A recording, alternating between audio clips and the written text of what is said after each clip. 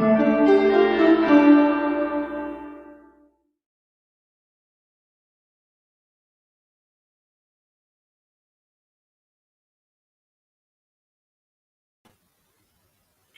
there.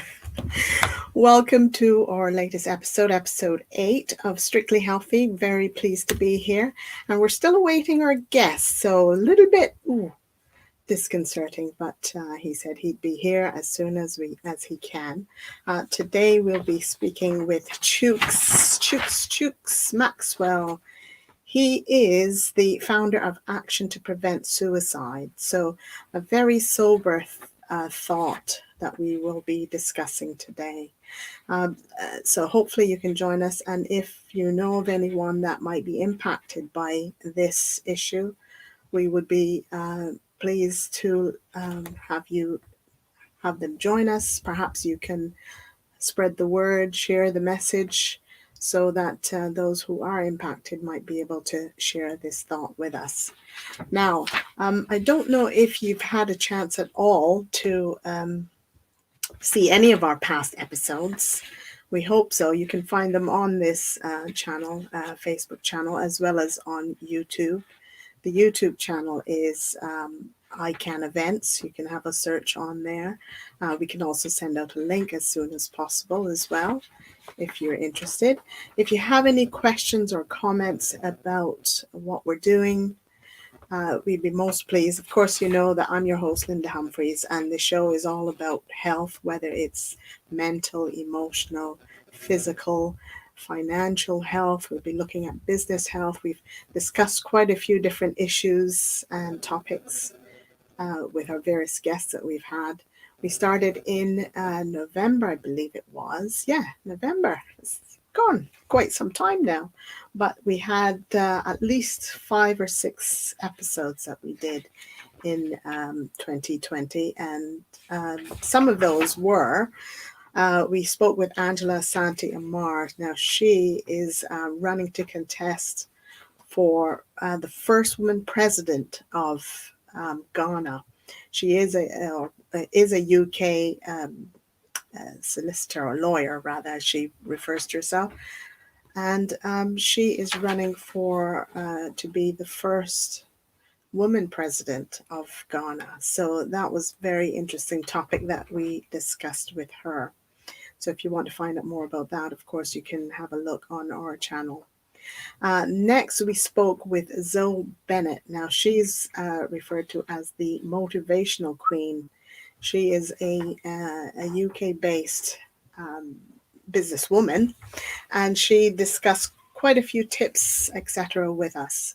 So we were very pleased to have her on. She shared quite a few topics. So if you can have a chance to have a look on our Facebook page, and join us as well on Strictly Healthy is our group that you can ask some more questions or view videos, etc. The videos actually are on the YouTube channel, so hopefully you will be able to have a look there. But we can obviously send out any links. Next, in our episode 3, we spoke with Gail Pearson, Dr. Gail Pearson. She's an anesthetist from, I said that right. I can't believe it. She's from New Zealand, and she shared some very interesting points about oxidative stress and how many doctors don't always know what that means. And also many people don't know what it means and how it can impact us as individuals. And what I think she explained was, it's a bit like if you cut an apple open and you leave it on the counter, what happens? It goes all brown, doesn't it? So that tends to cause a bit of an issue sometimes with your health, and it is about the aging process. So we'll review some more of our some of our past guests that we have on, but I see that we have our current guest here now, so we will just invite him into the studio. I'll just get him in there. Just a moment. Technology sometimes does not want to play. Just a moment, Chooks. We will have you join us, add you to the stream. Thank you, Chooks. You should be showing on here any minute now. Technology is a bit slow for us today. Can you hear me, Chooks? I can hear you. Yes, here I am. Oh, good. There you are. Welcome, Chooks Maxwell. You had a bit of a delay there with the meeting. I take it that you said that you had. You call this the Strictly Healthy Show. I'm on a 4-day health and well-being coaches. So, yeah, that's what I've been on. Oh, okay, great. Well, let me just introduce you properly.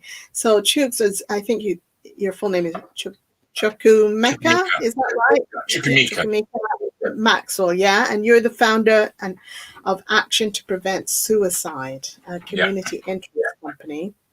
And you're raising funds for the program to prevent suicide. Is that right? Yeah. And well, just tell us a bit more about yourself and your background, etc. That's how we like to start with all of our guests. Okay. So if you don't mind. So I don't know where to start, but I'll start at all sorts of places. I have a standing joke that I make. Okay, go ahead. I was going to say I have a standing joke that I like to say. Since we're on a strictly healthy show. So years ago, I started off my life in the catering business where I used to buy wine and food and travel around the world. So I was paid a lot of money to make people drink and eat well. And then I went off to be in the ambulance service many years later. And I used to pick up people and work out what was going wrong with them. And now I work as a health and well-being coach to, at one level, check out if they don't even start drinking. So I moved from a journey of what I call illness to trying to focus more on well-being. And the reason why I chose suicide prevention is because I believe life is sacred, and it's really important to try and preserve life. If where possible, doesn't mean I think taking a life by suicide is wrong. It's more about preserving life. And the antidote to that is well-being. So I'm really happy to be focused in those places. Sure, yes. Now, you had some other jobs I noticed too. Besides, you worked in the hotel industry. You also, you're a registered social worker. You also lecture at the University of Plymouth. You had quite a few career roles, I guess. So which one of those sort of were you most proud of or interested you the most? Well, they sometimes say pride comes before a fall, but I like to try and think about a degree of humility. But the most important change in my life was when I was a probationary Christian Buddhist monk.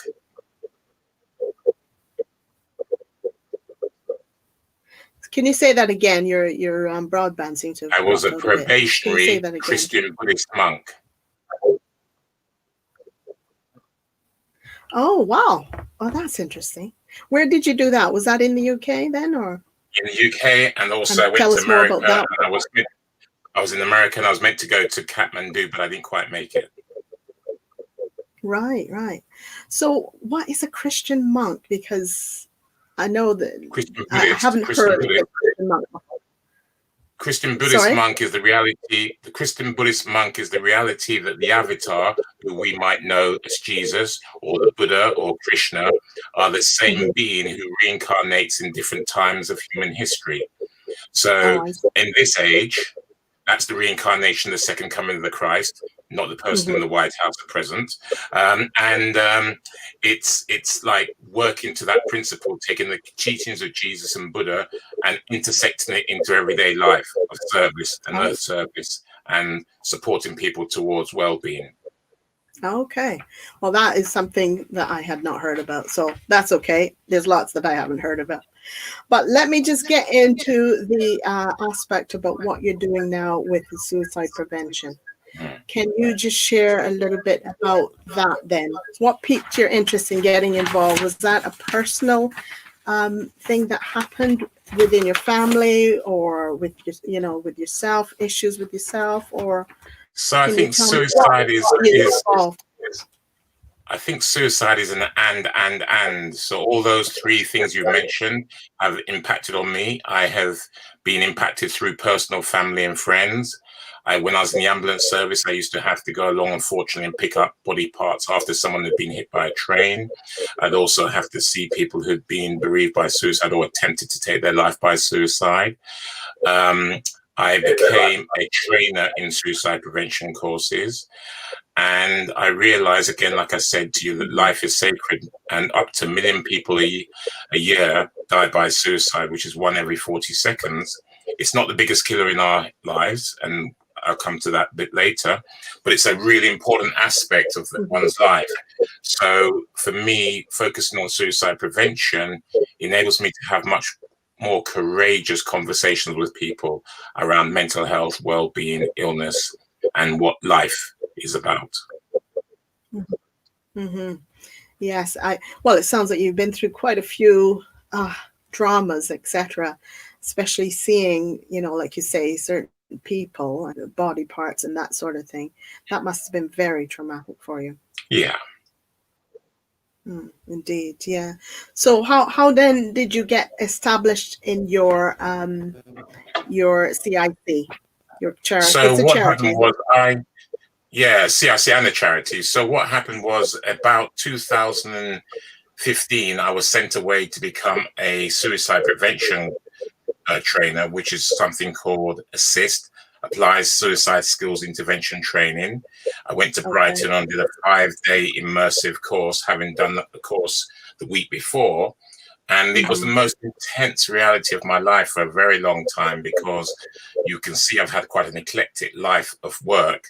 And yet the suicide prevention course rocked me to my feet and to my heart. And it was, when I finished that course, I was so tired.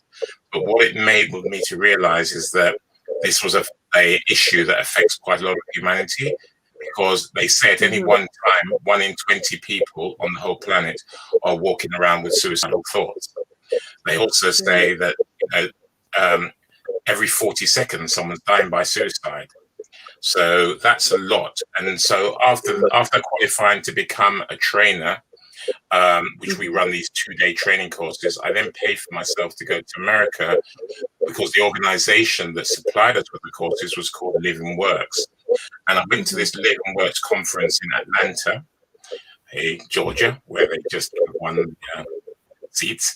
And from there, I met trainers from across the world and realized the scale of the issue. And so when I came back to England, I decided to try and change my organization's name to Suicide Safer Communities. And the Suicide Safer Community is any environment where we have a lot of people, where we can create better mental health support and suicide prevention awareness and support. Because 2/3 of people that take their life aren't known to any health professional.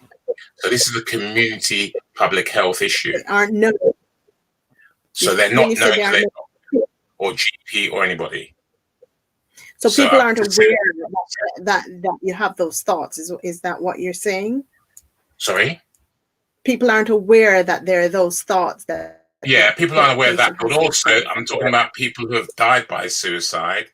When they look retrospectively, those 75% of those people never had any connection to any medical service or anybody from the health professional. So that means that under those 1 in 20 who are walking around with their suicidal thoughts, if they do take their life by suicide, mostly they've never been known to a mental health or a health professional. So, so that brings me to... Sorry, carry on. That's fine. Well, that brings me to the thought then that what precedes their thoughts? What causes a person to go down that route? What would you say is the beginning of it? Is it financial, emotional, mental? What do you think is the all of it? start? The thing about suicide prevention, I could talk to you about any one cause or factor. It's both complex and simple. So I might be going through a rough time with my money. Doesn't mean I'm going to take my life, but it might mean I might take my life because I might have lost a lot of money you know, etc. I might have been divorced. It's my perception of what that situation, which is normally about loss, or you could see it as change, and my attitude towards that and how it makes me feel. And most people who take their life by suicide don't want to die. They want their pain and their immediate perception of whatever issue they're dealing with to end. Yeah, that's a hard thing then to sort of preempt that, if you like, to get ahead of that, what people's thoughts are, because sometimes it's quite a quick thing, isn't it? And other times it's been a long time they're thinking of this process, and it just seems like it's not getting any better. And so what do your programs offer then? So we offer training courses for you to become aware and spot the signs when people could be at distress of wanting to take their own life, or they could be thinking of it, and have you noticed? So we train people to be observant, to use their senses, to use their intuition. And this is not a one cap fits all. However, I feel that as human beings, we have this innately in us.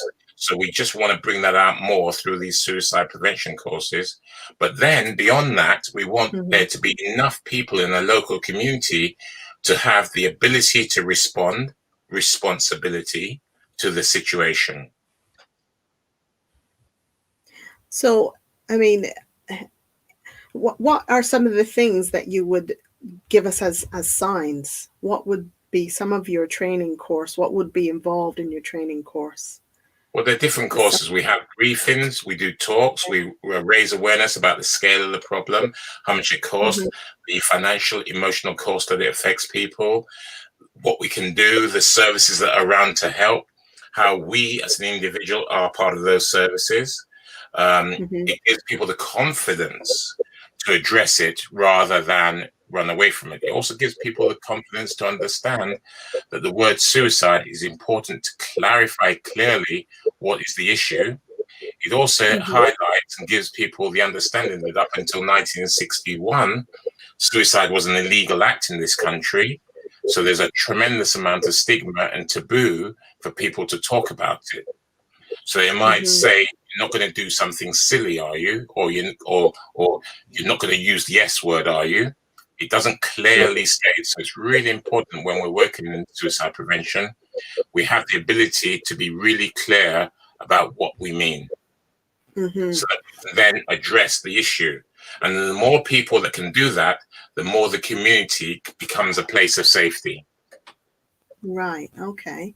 Are you able to give us like some kind of a case study just so that we understand a little bit better, maybe just one point about what we can figure out as to what precedes a person having those types of thoughts, or how can we recognize that they've down that route? If I, for instance, know you as a bubbly person, and then you become quiet, withdrawn, almost very orderly, putting all your affairs in order, I could say to you, sometimes, Linda, when people are feeling withdrawn, you don't look your normal self, Linda, what's going on with you? And you go, I'm fine.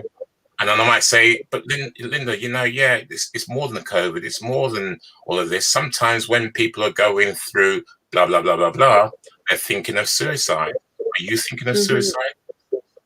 And so you can't, you could go no, and I might go, I'm not really quite sure. Can you really say that? Look me straight in the eye and tell me you're not. And I'm not putting the idea into their head, because if the idea is in your head, you might be so relieved that I've actually noticed. Yeah. Right. So it's giving you the confidence to follow your intuition and ask the person about whether they are thinking of suicide, not acting on it, thinking. Because what you're trying to do is stop them from acting on it. So you really advocate mentioning the word suicide to people. Absolutely. Yeah. It's really important to talk about it. And people are not happy, but they're more relieved to hear you mention it, and also to show some interest in them. Yeah, because it shows connection. Think about it. When you want to take your life by suicide, there's 7 billion people plus on this planet. You feel so alone that you think you have no other point but wanting to take your life. So if one person can just be there for you, that's incredible. So it's about connection. Sure. I can appreciate that. Yeah, it seems like a very sad, dark place that a person must get to come to a point. But it's also a really joyful place that they want to live. Yeah. I think most people can't tell you when they would want to die, can they? No. You know, unless they're in tremendous pain, maybe, or something. Yeah. Even then. And that could be an emotional pain. Yeah, and that happens a lot too. Yep. Indeed, yeah. So I know we've gone through or are going through very rough times at the moment. Have you? I would take it that you have heard of or seen some increase in people committing suicide. Personally, I haven't, but I have also had a steady stream of people. I think it's really important, even though I'm doing what I'm doing, that we don't overestimate or catastrophize more. So, for instance, we'll always say, "Oh, mental health situations are getting a lot worse." And when you actually check out, they may not be. For some people, they might be going, "Oh, thank God I don't have to go to work the same way. Thank God I'm not doing that job anymore."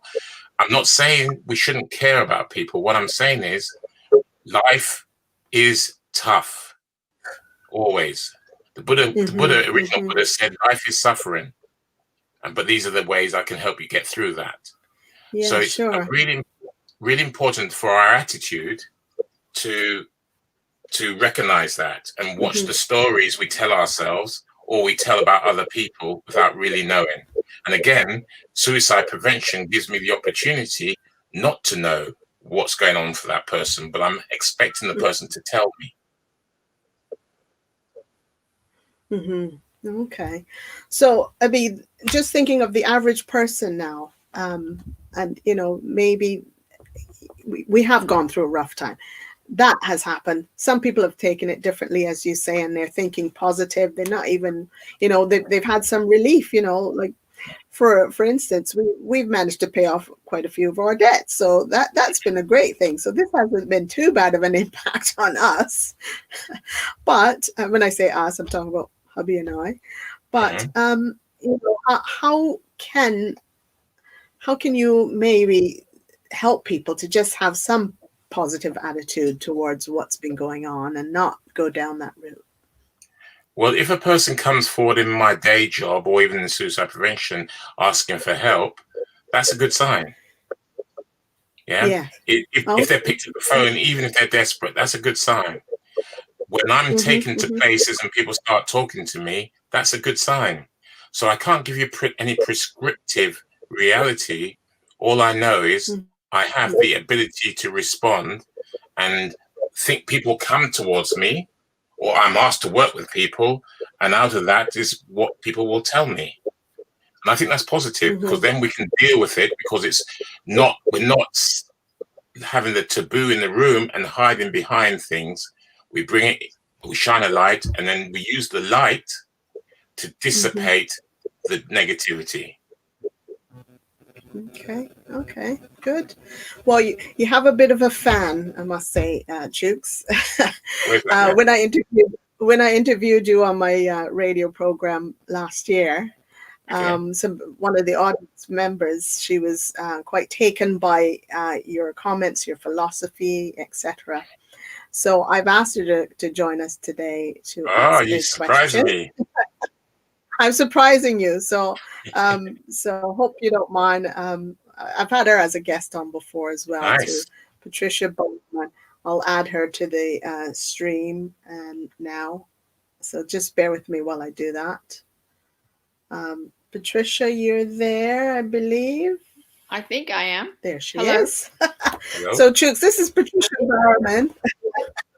She's one of your fans, and I can say that cheekily. I'm sure she won't mind me saying that. So Patricia has a couple questions for you, I believe. Cool. Oh, hi, Chooks. Hi. Go ahead. Very nice to meet you. And being the health revolution activist, I work with people with a a lot of problems, mostly physical, but sometimes the physical can impact the mental. And one question I have is, many causes for depression, and thankfully a lot of it's coming out now in the last couple of years. But would you say suicidal thoughts are caused by depression? It's more simplistic and more complex than that, because where I hear a lovely accent there. Where are you from? Oh, originally California. Which part? Hollywood, actually. Okay. I love California. Northern California is my favorite place on the planet. Anyway, that's another story. In some cultures, there is no word for depression. Interesting. Yeah, so because one of my roles as well, I used to be a health and a community development worker working with what was called delivering race equality in mental health services.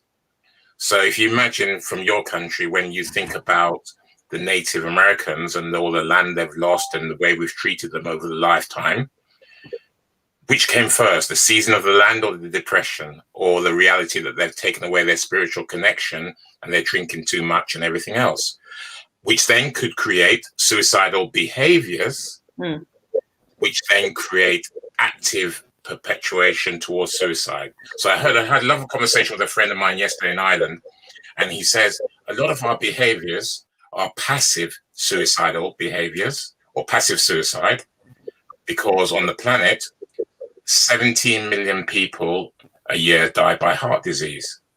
That's a lot of people. 1 million people die by suicide, but suicide has a bit like this much more stigma, painful reality than all the people. And now we're in a pandemic, killing a lot of people, but yet we're talking as well now about suicide.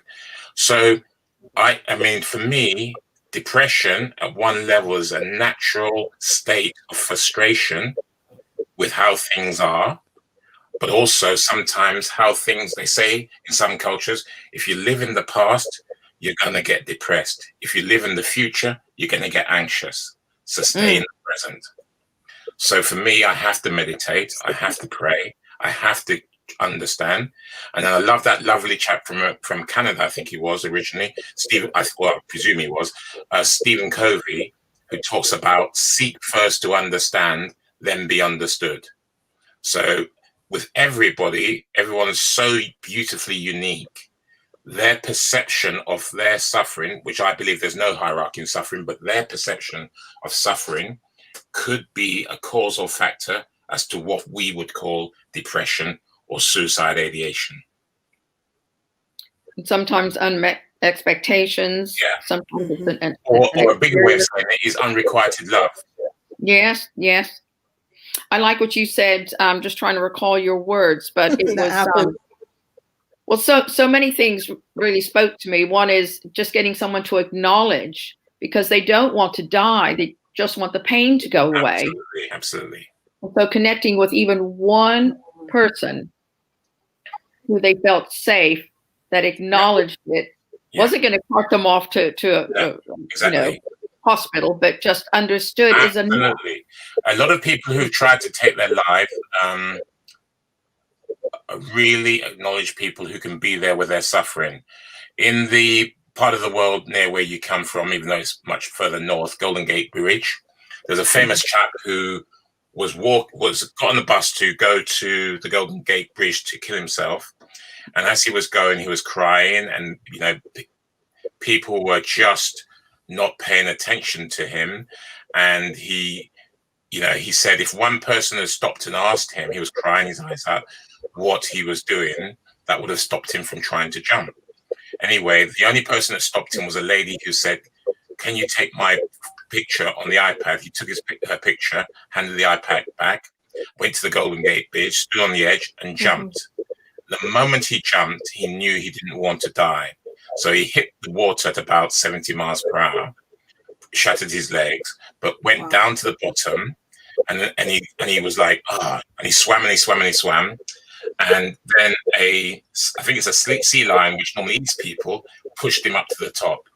So he goes around the world now talking about this, and he's got a film I call The Ripple Effect, and he really wants people to understand, because again, when suicides happen, the research says up to 133 people are affected for each suicide, and the financial cost of a suicide in this country has been put at £1.7 million for a completed suicide. That's because of all the people it affects, the ripple effect. So, for instance, the people who jumped in front of a train, the train driver's going to retire, they're going to pay out his money on insurance. All the people who have been late for work, missing their airplanes, that's why you get that total figure. I want to thank you, Patricia, for joining us now. We gotta wrap up in a second. So thank you, but we'll have you join another time. Where's Patricia based? Thank you, Patricia. She's based actually in Somerset. So okay. I've chatted with Patricia a few times, and yes, very smart lady, switched on lady. So I will connect you two as well, so that we can further the conversation. And I think what we might need to do is probably have you on again, because there's so many other questions that I want to ask. One of them, how do you help those that are impacted by it? So somebody has died in their family or associates or whatever. Does your charity those ones who have been impacted? So our charity is suicide?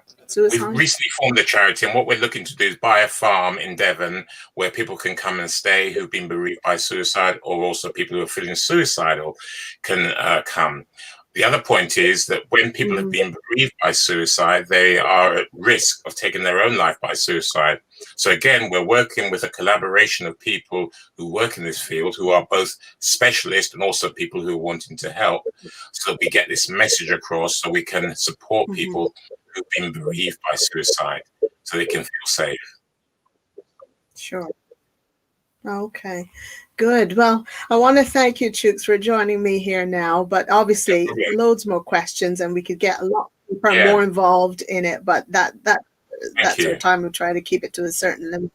But certainly, thank you for joining today. I think it was absolutely fantastic, the information that you shared with us. Thank you very much, Linda.